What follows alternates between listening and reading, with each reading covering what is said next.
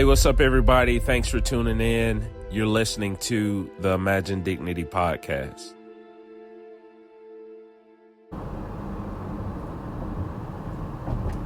So today when I went out, I was riding around and I came across this lady who is living out of her car. Something just kept telling me, just walk up to the car. So I walked up to the car and she told me that she had congestive heart failure. She had been waiting on an organization and a program for several months now that hasn't gotten back to her to help her get off of the streets. I asked her this question. I said, when was the last time you just had rest? Just rest. And she responds and she says, it's been over 3 months. And that just really rocked me. Just thinking about how rest is a privilege for so many people. The ability to go inside a house, to, walk over to the thermostat, to set the temperature just right, to walk to the refrigerator, to wash dishes, to say I need an extra blanket because blankets make me feel comfortable, to lay on a sofa or go to your room and lay on your bed. All of those things are part of rest. I think rest it's about environment, but also rest is just like a safe space where you feel like your body can decompress. Rest is sleep, and when a person does not have rest, it impacts their health in so many ways. Just overall wellness is connected to, what people go through when they are living on the streets. The goal of this podcast is not just to tell stories, but also to move people to do things and do things myself. Like a lot of things that we're doing through our organization, we don't show on camera. We are really here to serve the community. And today we're going to surprise her with a week of rest in a hotel. I'm hoping that she's able to just at least decompress for a little while until we can figure out more connections for her so she can get exactly what she needs. Living in a car is not fun. I can see the tears welling up in her eyes when I'm walking up to her for the second time, just to clarify if she could follow us as we're leading her to this space that we're going to get for her. I don't know, man. Just being out in the streets and being amongst people is a lot different from being solely online. But I am grateful that I have an opportunity to serve, to be proximate, and to support people in need. I don't even know this lady's name, but I know her tears, and we all know the language of tears. So Terrence here. Right now I'm sitting out here with my friend and sister. What's your name? Latrice. Latrice? What's your last name? Greer. Latrice Greer. When I start my day, I never know who I'm going to run into or who's going to be a guest on my podcast. I just kind of pray and ask God to lead me to someone. And I was driving around the city and we were near this historic park in Atlanta, and I saw you sitting in the car. Why were you sitting in the car? Because I'm homeless and I was trying to rest due to my condition. You were trying to rest. And I asked you a question, which it really touched me. I asked you, when was the last time you actually got rest? And what did you say? I said it's probably been over about 2 months. 2 months? Yep. How hard is it to rest? Because you're actually living out of your car. I live out of my car. I'm trying to get assistance. So it's kind of hard due to being over 7 years trying to get the assistance. And it's over hard. 7 years trying to get assistance to get access to housing? Correct. You've been living out of your car for 7 years? I've been living out of my car by me getting SSDI, and then I get hotels because the fluid will build up to the point where I feel like I'm drowning or the flow. Now, when you say the fluid builds up, you said that you have a condition. What kind of condition? I have congestive heart failure. over. Are you on medication? Yes, I take medication for it, but sleeping in my car and not getting the proper circulation by my legs being down in my car by the pillow and not elevated for the fluid to release, or going to a bathroom on a regular basis when I do have to go, then it starts building up from my lower half down to, and then as far as I can feel it building up towards my chest and my heart. I'm sorry to hear that. You said that rest for you is good because it allows the fluid to drain. Correct. Once I can lie down on the bed, it's just like clockwork. I'm constantly getting up trying to go to the restroom. So now I'm to the point where I may have to have a bucket, or I may have to use like the hotel's trash can, because the minute I step up, the fluid is ready to release, or to avoid any accidents till I can. Because speaking with the doctor, he's saying because of the way that the fluid is building up, so once I stand up and start releasing it, my body is adjusting to my proper weight to be able to maintain it and condition myself to carry it. Because right now it's more like I'm carrying myself plus additional excessive water weight. I'm glad we were able to just support and help you get some rest today. And I really do appreciate it. Yeah, rest is important. It is. You know, rest, you know, it's not just about environment, but it's about like just peace, right? True. It really is. Yeah, and I'm just glad we were able to help you get a little bit of peace. You said you've been out here for 7 years.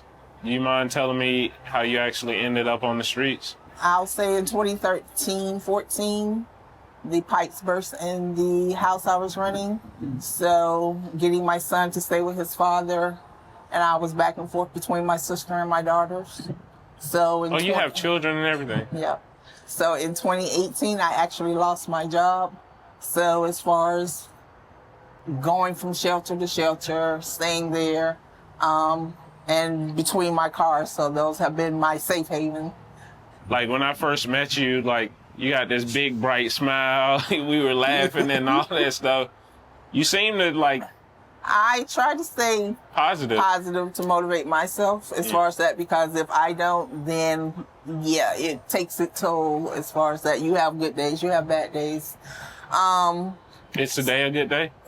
I mean, it's a good day. It's just the pain that I feel in my knees or whatever and all that, you know, I have to go through. So yes, tears come. So you really don't know if I'm having a good day or a bad day. Most days are good. It's just me releasing the pain that I'm having as far as that, so that I can continue to go on or whatever, what needs to be done for me to get where I'm supposed to be. I'm not going to allow anyone to keep me from getting there. It's just the fact that, and then I'm also helping other people that I've helped along the way that have gotten housing, done good for themselves or whatever and all that. Just like trying to help a gentleman now that has a disability as far as reading disability. Like paperwork and all that stuff? Trying to help him with that, and as far as encouraging him to go back to school to get his GED, because if I'm out of the picture, you're going to keep being, as far as used and folks getting over on you, having you sign paperwork that you don't know what you are signing, that can cause you back to be incarcerated. Yeah. And so trying to encourage him to do that, not for me, but for yourself, because if I'm not or no longer here, I don't want someone to come behind and... So you're out here mothering people too. Being the mother to people too. But I hear the compassion in your heart. What makes you a compassionate person so much? We got to help one another as far as that, regardless of how your day may be going, as far as that other person's day may be going a little worse than yours and all that. So I feel as though if you can make them smile or give them some positive motivation as far as that, then encouraging them to do better. It doesn't have to last long or whatever and all that. You know, some of them do return back, but you know, they speak. Some do, some don't. But you know, it is what it is. I, still have love for them or whatever and all that stuff. You got to keep that love. But just wanting them to know as far as that, you may have stumbled because you got back in the environment with people that you should not have been with, but hey, just keep going. Yeah, just keep going. What's giving you hope right now, and what are you dreaming about? Well, my hope is because of my grandchildren. So I want to get back to spending time with them, and as far as having the playtime and being a part of their world, as far as them growing up, as far as that, so that this isn't the end that they see of their grandmother.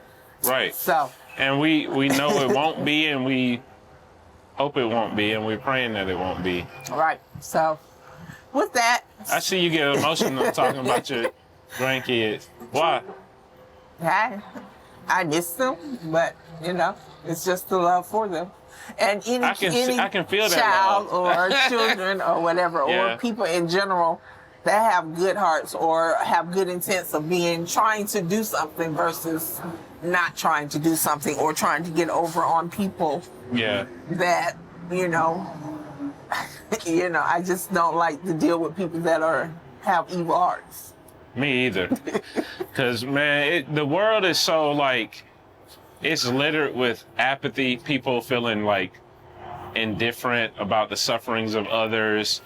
It's a lot of people who just, take advantage of other folks. And, one of the reasons why I do the work that I do is not only to shed a light on why we need to be more compassionate towards one another, but just to make the world better. True. I think this world right now needs more kindness, it needs more love, but it needs us standing with one another. True. Everything is just so divided right now, and you see it on the news, you see it from politicians, you see it from even people who are, saying that they're doing good work in the community, and everything is just so separate. Right. And my grandmother instilled a lot of values in me, and I just recently lost my dad. Mm-hmm. I remember one of the things that he told me before he transitioned is that, you always got to continue to show up and serve people and do the work. So that's one of the things that's motivating me right now. I was going to ask you, what's the most nicest thing a person has ever done for you? What you all have done today. Are you serious? That's what we're supposed to do. And you deserve it. And I'm grateful that I was led to you to remind you that you matter. When you're out here, sometimes it's hard because you can feel like you're forgotten about. True. I'm just grateful we got a chance to meet. What's the first thing you're gonna do? Get some rest? No, I need to take a bath. Need some water to touch me. I need to go get some bleach. I need to do a full cleanse. Well, you're gonna be on my podcast. It's called the Imagine Dignity Podcast, and is it on Facebook? On YouTube, hopefully. But we're trying to destigmatize what it means to be unhoused in this country and share the stories of people and just push back against the stereotypes. Right. So if somebody actually saw this, what would you want them to know about homelessness? I mean, as far as helping one another, because anybody can be put in this situation at any given time. You just never know.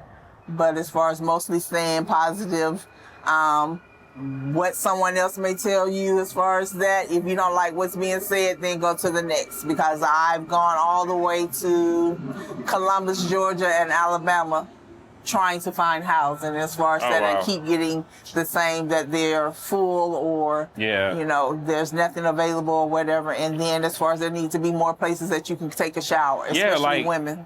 Yeah, especially women. And for those people who may be judging those who are unhoused, what would you tell them?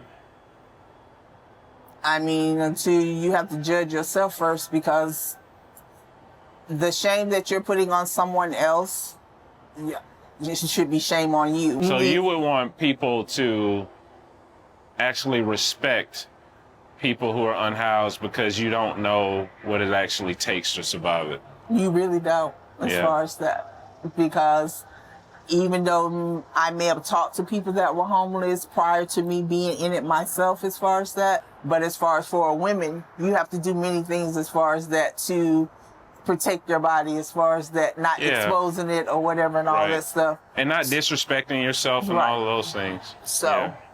Well, in closing, I have to ask you one last question. Do you ever talk to your kids about staying with them? And if so... Well, I used to stay with my daughter before I became homeless. It's, you know, their situation. He just moved out with his girlfriend. Okay. There's a situation with that between him and I, out of respect, because with both my children, I can have conversations that we agree or disagree on. Or whatever, but I still respect as far as their privacy and as far as making their own decisions as far as that. So. Which is a motherly thing to do. But, you know, gotta get them that space, you know. Right. But you know, I'll be there as far as I will fight for them to the end. But, you know. Yeah. Latrice, thank you for being on the podcast. Thank you. And I hope you get some rest tonight. I'll probably get a little tonight. Tomorrow will be better. Right now, I'm sitting with my sister Latrice. We have been able to support her with nights of rest. And if you would like to help her with more nights of rest, please reach out. We're doing this through the organization that I lead called Love Beyond Walls. And if you donate there, you will be able to support my sister, Latrice.